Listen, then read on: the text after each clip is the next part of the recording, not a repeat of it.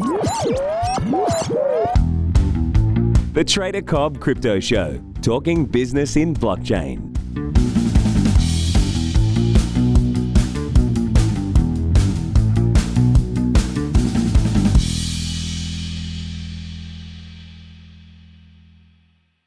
Hello everybody and welcome to the Trader Cobb Crypto Show. Today's guest, I have got Mohit here from Huobi Mina. Thank you so much for being on the show. Thank you.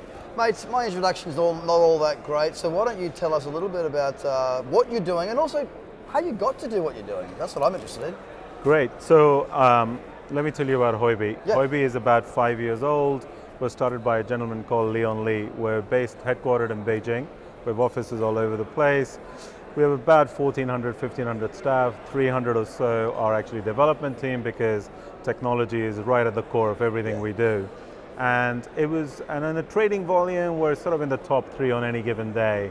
$350 million on average of trading volume, 160 tokens, 350 plus pairs. So a huge liquidity. And it was the region, Middle East, Africa, and the South Asia is significantly important for us. And you cannot do this out of Beijing, right? So we had to bring Huobi's global ecosystem, blockchain and digital asset ecosystem into the region. So what we did is we formed Huobi Mina, which is a partnership with Huobi, and we've set ourselves in Dubai, which is clearly leading the blockchain effort in this region. So we're in Silicon Oasis, we've got 6 people here already, and we're super excited. Mate, Huobi, it's huge. You know, it grew quick. It grew quick. very. I watched it grow. I mean, I've used the platform. Okay, I definitely have. I think everybody in the space has, which attributes to the amazing volatility or volume that you do carry daily. I'm interested in the model, right? Because I spoke with Adrian, who's doing what you're doing, but in Australia at the moment. It almost seems as though Huobi's now looking to expand more of an international presence, not just platform, because obviously we can all open accounts. Correct. But what's the theory behind having, I guess, troops on the ground in those jurisdictions? What's the benefit there? Yeah, no, that's a great question. So the main thing is we want to target fiat to token. Okay. And to be able to do that, look, my background is I've run payment companies like MoneyGram International and so on for 25 years, so I'm very familiar with a regulated framework. I was licensed pretty much all over the world.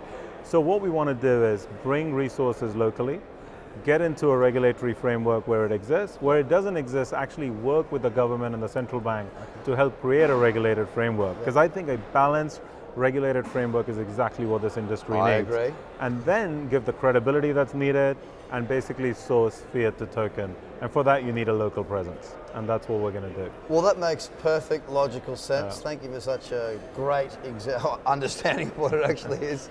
Yeah, so obviously you're growing, you're getting that presence, there's a reason for doing that. Is it a global expansion plan, or are we just looking at little regions that are pockets of, I suppose, areas where you think that they might actually take off?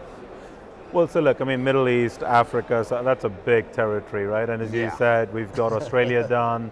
We've just announced an acquisition in Japan. So I think it's a very well thought through global expansion where it's about finding the right partnerships and getting into the region. And I want to emphasize, it's really getting into the blockchain ecosystem. And look, no doubt that at the center of that is the digital asset exchange. Yep. But it's not about, for Huobi, unlike many other of our compatriots in this, it's not just about the exchange. It's about getting that whole ecosystem built. Education is a big part of it. We have a research institute as well. Yep. We have capital where we invest in various blockchain projects. And it's really bringing that, what I would call the global force of Huobi into the regional and localizing it. Helping companies that may in the future want to list tokens, for example. And their focus is really this region. So there's not much point in them listing in a exchange where liquidity is from China. They can be more strategic and focused. Correct, exactly, and focus on that. Yeah, okay. There's just so much going on in this space on a day-to-day basis. You mentioned going into areas and working with governments perhaps around some form of regulation, understanding and education. How's that been going? Have you been making inroads? I know in this region it's very fresh, it's very new. Are these conversations easy to be having, or does it take a fair bit of legwork to actually get a government to openly start to seek out potential regulation to help, I guess, build a completely new economy, really? Yeah. I think it's not easy. I'd be lying if I said it's a piece of cake. It isn't. I think there is a couple of things though. It's certainly easier in some parts of the world where there seems to be a proactiveness to actually adopt this and embrace this ecosystem.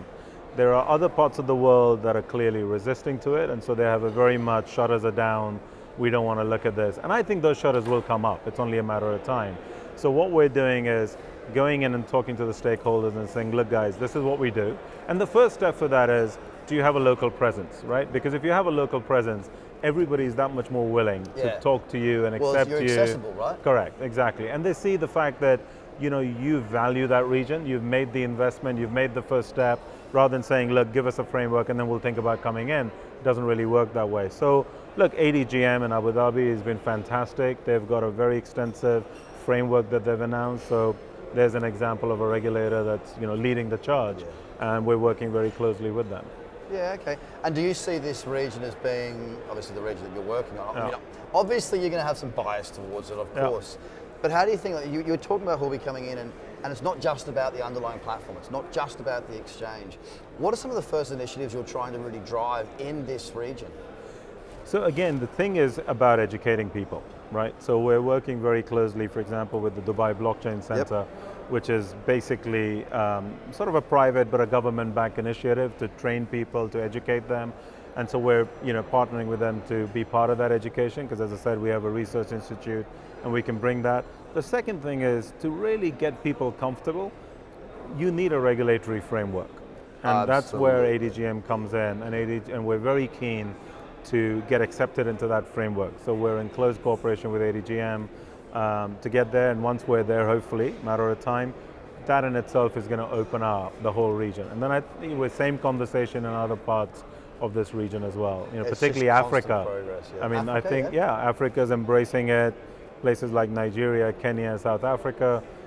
So we're very keen to target those as well. Amazingly, I interviewed a woman in New York at Consensus earlier this year, and she was talking about having a payment solution, because over in Africa, they're very used to paying with their phones, which is a wonderful, I mean, they'll be able to pick it up so quickly because it is something that they're already doing. The technology exists, but the mindset to use it exists beyond someone like me in the Western world in Sydney. We would never do that. We're not there yet. They're so far ahead in other areas and behind in some, and blockchain and that sort of thing coming in, and cryptocurrency can help to bring them up to speed. I mean, there's a lot that you can do at impacting a whole area. Phenomenal. And look, my background is 25 years in payments, but particularly remittances, right? So if you look at a country like Africa that survives on inbound remittances, you bring blockchain into it, and now you start to bring digital assets like stable coins into it, right? You've got a complete solution that's going to bring the cost of remittances down. And as to your point, look, Kenya is already, they didn't go through the evolution of bank account, debit, credit cards, and so on. They just leapfrogged the mobile wallet, right? Same on to M-Pesa. So you live your life cashless on M-Pesa. Now the next step is, so their mindset is we're very open to anything that makes our lives better, more efficient, and so they're really embracing it, which for us is great news. Oh, of course it is. Of course it is. Now I've got to ask the question. I'm a trader, right? People watching and listening to this podcast and watching this show will be traders as well. Sure. So naturally, you're a good fit here, right? Right. Question I have is leverage trading options.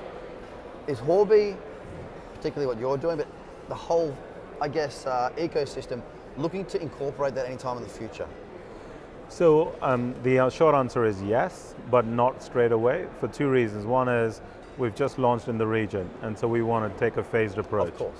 And the second thing is, we will do whatever is permissible under the framework of the country or the territory that we're, so as long as there's no prohibition in this market from doing it, we will definitely introduce it. But we've got to get the people educated to basically adapt to blockchain and digital assets before you get them onto a leverage trading platform. Yeah, it's a bit more advanced. Yeah, so, but there is demand, there's no doubt, and it's in our roadmap. It's just, I can't give you an exact time frame at the moment.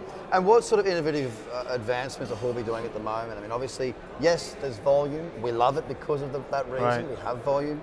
Yes, it's fairly simple to use, and I say fairly because I'm used to traditional markets and I'm a trader, don't forget that. So I'm looking for an entry, stop loss and target in one order, with or without leverage, right? Right. Is that something that's on the roadmap? Because I'll tell you something, that makes managing risk so much easier, and it brings more people in because it makes our job so much more simple to manage that risk by having an entry, a stop loss, and maybe even a target involved in the one order. That is lacking at the moment, and I'd love to see that. Can you help me? I don't want to give too much away. Come on, give me the exclusive. But when the camera is off, we'll talk about it. No, look, I think Hoiby, there's two types of innovations happening, and I think clearly I'm not going to do it as much justice as Leon Lee, who's the founder of Hoiby, as he would do, and he's the brain power behind this. So there is innovation happening internally, and then through Hoiby Capital, we're investing in a lot of these companies that are coming into the ecosystem, because you can't create everything yourself, right? Yes. And Hoiby realized that a long time ago and started partnering with and taking bets on some of these great innovative guys and bringing them into our ecosystem. So that's part of it. For give you an example, there's a lot of stable coins that are coming up, right? Yeah, there's a whole range right now. Whole range coming up. So Hoiby has just come up with its own, where we've amalgamated all of those into one basket. Yep. So you don't have to worry about USDC, USDT, you just have a Hoiby stable coin, and basically it's one-to-one with a whole basket of it, right? Yep. So those kinds of talk about making life easy. Yes. That's what Hoiby is focused on. The innovation is there. It's the key. desire to provide us as an entire community, but not Correct. just a community that exists, I notice. You're trying to bring more New, people exactly. in, and that's Yeah. what we're really big on as well. I mean, we try and demystify a lot of what is crypto, what is trading, what is Bitcoin even, as simple as what it seems for us now. The general public don't understand it, and it can be somewhat scary. Correct. Education is absolutely key. Couldn't agree more. It has to be explained in a way, because major media outlets, when the price goes up, everyone screams, wow, Bitcoin's gone up. When it goes down, they're like, ha ha ha, you fools. Right. But they're missing the true value, the opportunity, and what is, it's coming, it's here. Right. It's not going anywhere. No. So it's great to see that you're forward thinking, moving into some wonderful new regions. We're very excited. Yeah. Well, mate, it's been an absolute pleasure having you on the show. Thank you so much for your time. Thank you so much. Please tell them where to find out more and how to get involved. Come to hoibymina.com, come to our Telegram group, which is Hoibymina. We're on Twitter, we're on every social media. And if you're at this wonderful conference, we have a stand right there and offering great Arabic coffee and dates. What more can you want? Arabic dates with, like, you eat the date, or yeah, choose the what date? That's a different stand. Well, it's been a pleasure. Thank you so much for your time. Yeah, thank you very much. Guys, I hope you enjoyed the it. show. Bye for now. Thank you. The Trader Cobb Crypto Show, talking business in blockchain.